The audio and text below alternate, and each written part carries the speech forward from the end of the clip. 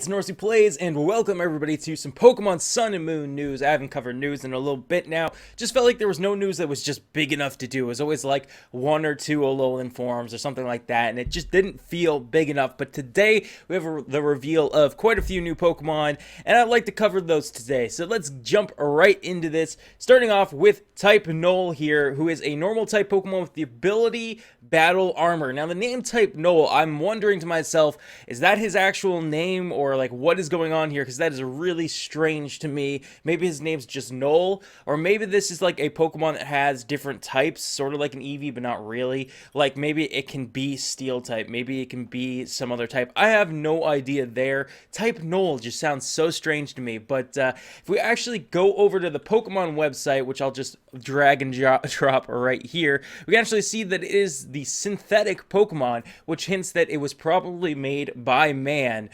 Standing at 6 feet and 3 inches. This thing is ridiculously big. Like, I expected it to be like a dog size, but this thing is bigger than me, which I guess doesn't take too much because I'm only 5'9", so whatever. He's got the ability Battle Armor, so not anything too special there. This Pokemon wearing a mask has been dubbed Null, meaning nothing. The shapes of its front and hind legs are clearly different. The reason is that Type Null was constructed to synthesize the strengths of various Pokemon, enabling it to adapt to any situation. The mask fitted to Type Null's head is a piece of equipment designed to control its latent powers. That's crazy. It's extremely heavy, so it also serves to hinder Type Null's agility. That's something I don't get. It's extremely heavy, so why...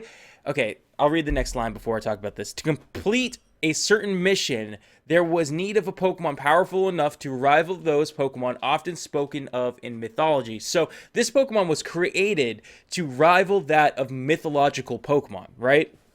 So why would they want to hinder his speed? You would think you would want him to be faster. That doesn't make sense to me, Pokemon. My question is, maybe this Pokemon was created a long time ago to battle those mythological Pokemon. And then once he accomplished that mission, they put the mask on him so that he wouldn't be a threat anymore. That is a possibility. I think that's a pretty cool backstory if that's the case. So let's keep moving on to the next Pokemon. We'll play the little clip of Type Null so you guys can see a little bit more of him. He's got this cool move. It's like this Tri-Attack. I think that it was just Tri-Attack, actually.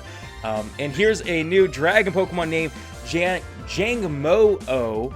I don't know if I'm saying that right. Pure Dragon type with ability bulletproof and soundproof. Pretty cool. Let's play this one out, and then we'll go look at his page. Yeah, so he's taking on that School of Fish. Man, I forgot what the name of it is already. And we'll take a look at Eradicate in just a second. But for now, back to this Pokemon website where we can look at Jangmo-o. I don't know how to say it. He's the scaly Pokemon, Dragon type, at only 2 feet tall.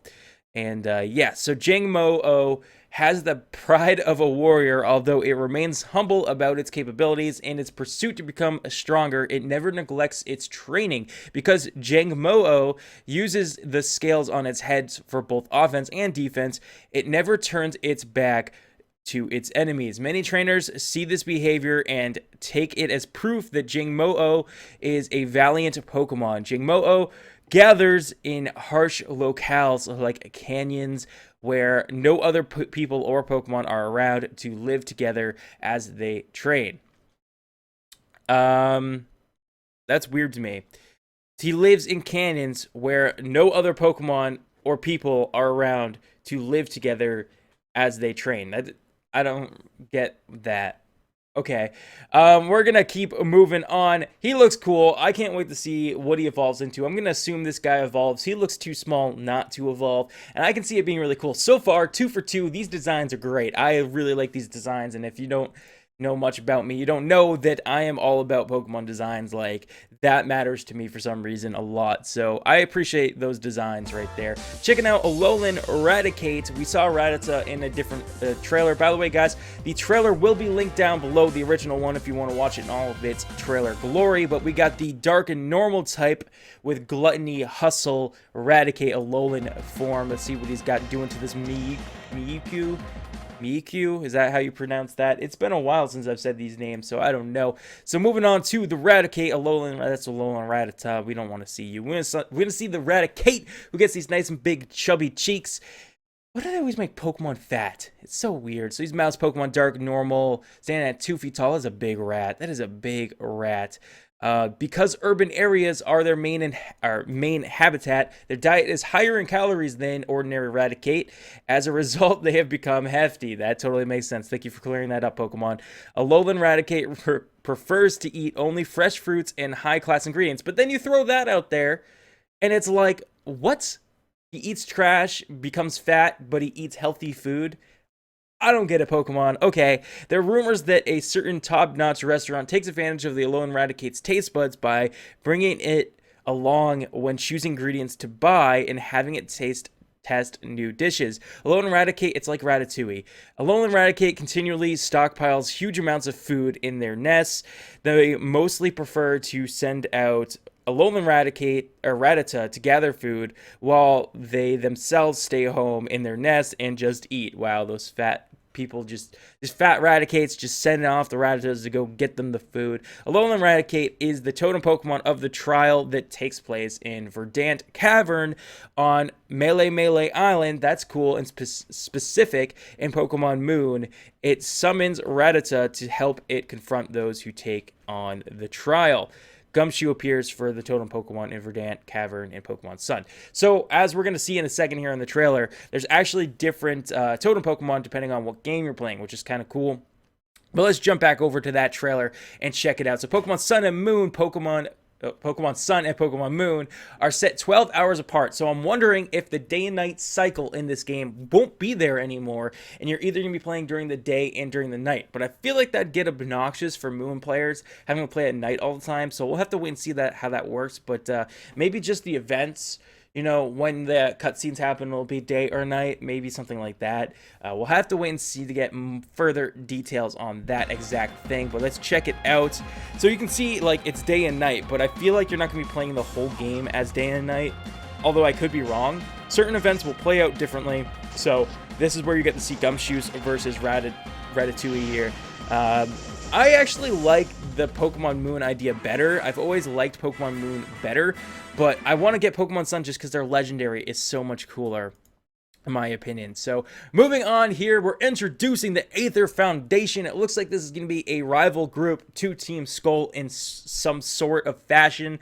I don't know if it'll be a rival group to us, an enemy team, but I feel like they're good guys who will probably be defending the region in some way or another. This is the Aether Foundation, who has Lusamine, who says, "Welcome to the Aether Paradise, the Aether Foundation's own private island." These are the people who constructed their own island in the region. So if you look at the map, you can actually see, actually I think I made it blurry. I was going to say, check it out. But right here, there's actually this in the middle of the map. You guys can't see my mouse. There is a little island that's actually man-made. So anyways, I will be like the mother to all of those poor Pokemon and shower them with love. They seem like good people to me. Even Pokemon from distant worlds, far from the Alolan region, are worthy of my love, which is going to come full circle in a second here, and I'll show you why. And this is Faba. Just as the name suggests, Aether Paradise is a vertible paradise. I think I said that wrong. For Pokemon that floats far out of the sea surrounding the area, I think it said. It is an artificial island made entirely by human technology for the protecting of Pokemon. These people are awesome. They want to defend their Pokemon out there. And we got we keep Pokemon that have been targeted by Team Skoll here. So they are like a rival group to Team Skoll. That's very cool, and I just accidentally did that. That is not what I meant to do. That is okay, though. No big deal. Let's see. No. I want to go back just a little bit further. And we also try to support Pokemon that need a little extra protection. Cool beans. Team Skoll, give back that Pokemon. Hello? That's right. We're going to sell this Pokemon to get rich, and we won't make no bones about it. Making those bone puns. Great job there, Team Skoll. You are just, you know, the best. I want to just check the website to see if there's anything on Team Skoll here. Really quickly, if I could. If I could. I want to, sorry, Team Aether is what I'm looking for. How do I get back to there? Oh well, I'm about to say oh well here. Um, Here we go. Yeah, okay. So we got the Aether Foundation, who the Aether Foundation works on the Alola region. The Foundation's goal is to care for Pokemon that have been hurt. Very noble. The Aether Foundation has constructed a artificial island called Aether Paradise. There, they not only provide shelter for Pokemon, but also conduct various research projects. It seems that the main character will also be able to visit the Aether Paradise during the adventure. I'm wondering if these are the people who created Type Null. They created Type Null to protect other Pokemon from these mythological Pokemon. Maybe that could be the case. That would be interesting, and it just looks like all the same sort of information that we got on the other ones, Fabo Wiki, and stuff like that. So very cool. Just wanted to check if there was any new information there. Moving on to Team Skoll's Enforcer Gladion, which is a sick name. He says, "Battle me, Shady. I won't take no for an answer." I feel like that would be his voice. It'd be very interesting like that. But yeah. So we check out this new, what seems to be sort of a leader of some sort of Team Skoll. And then we get this very cool news of searching the Alola region for the Zygarde cells and Zygarde cores. And I kind of want to read that text. "I've made up my mind. I'll entrust this important item to you." You guys look like tourists. Why do you have this item? "You obtained the Zygarde Cube. That item I just gave you is for collecting the cores and cells of Pokemon Zygarde," which is really cool. So we're going to be able to assemble the cores just like this in this gameplay, so we can enhance our Zygarde when we catch him into the different forms. We can also play Pokemon Snap and Pokemon Sun and Moon. Are you kidding me? Pokemon Snap is the freaking coolest. I missed that game. It was so much fun. So yeah, it looks just like it, because you're even sending it to the professor sort of. And check this out. Okay, look at this. Look at this. Oh, actually, you guys can see my mouse. Awesome. Okay, so check this out right here. This person sent him back. Come on, that's the best. That is the best right there. Okay, keep moving on. It's just like Pokemon Snap. You get scored on it. People can comment on it. Check this out. How cool is that? Dragonite flying around back there. A mysterious threat. Ultra Beasts. And this is what I want to talk about here. We got UB01. Now, I was thinking, at first I didn't realize, what does UB stand for? It stands for Ultra Beast. Ultra Beast 01. So I'm assuming that there's going to be, Ultra Beast 02, Ultra Beast 03. And these are, Pokemon that haven't yet been categorized, is my guess. But I'm assuming the website might have some more information on this, so I'm going to check that out. Let's see here. I'm wondering if it's going to be under the other section on the website. Maybe it's her fur.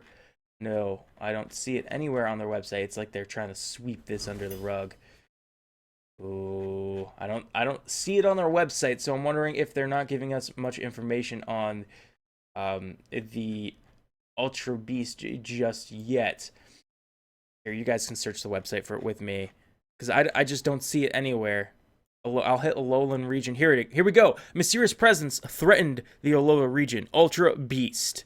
A mysterious presence. Okay, I already read that. In the Alola region, rumors are flying about mysterious creatures known as Ultra Beast. Ultra Beasts possess mighty powers and could possess a threat to humans and Pokemon, so they are feared. It appears that the Aether Foundation is also conducting research on these Ultra Beasts. According to rumor, multiple Ultra Beasts exist, each of them called by a code name. So this is UB01. UB01's body is composed of a glass-like substance. However, it's consistently changing shapes, never settling on one.